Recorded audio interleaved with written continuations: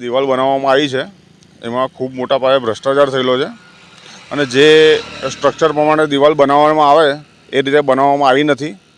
આ ફોટો છે।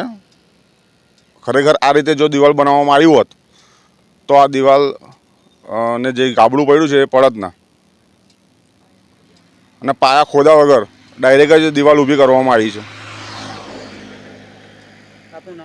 સોલંકી વિમલ સંખેડા। આપણે જોઈ રહ્યા છીએ કે હમણાં મહિના પહેલાં જ અહીંયા આગળ દિવાલ બનાવવામાં આવી હતી।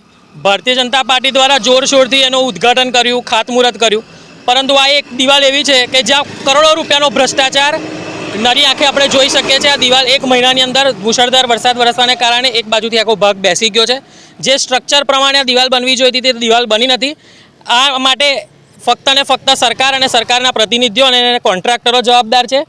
એસો હસ્મિત પ્રજાપતિ અને ડેપ્યુટી એન્જિનિયર રાનપરા સાહેબ દ્વારા અહીંયા કોઈ દેખરેખ રાખવામાં નથી આવી। સ્ટ્રક્ચર પણ ખોટું બનાવીને આ દિવાલ બનાવી આ લોકોએ સૌથી મોટો ભ્રષ્ટાચાર કર્યો છે અને અમારી આસ્થા સાથે ખેલવાડ કર્યો છે।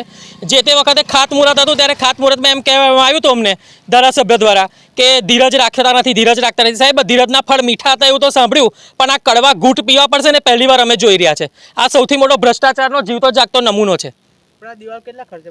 આ દિવાલ 1,40 લાખના ખર્ચે બનાવવામાં આવી છે અને આની અંદર 35 લાખથી વધારના રબડ જે પથ્થર વપરાવા જોઈએ વપરાયા નથી। તો 1 કરોડ રૂપિયાની અંદર આ લોકોએ તાર અને મજૂરી કરીને સૌથી મોટો ભ્રષ્ટાચાર આચર્યો છે। જમીનની અંદર જે પાયો ખોદવામાં આવે દિવાલનો એ પણ ખોદવામાં નથી આવ્યો।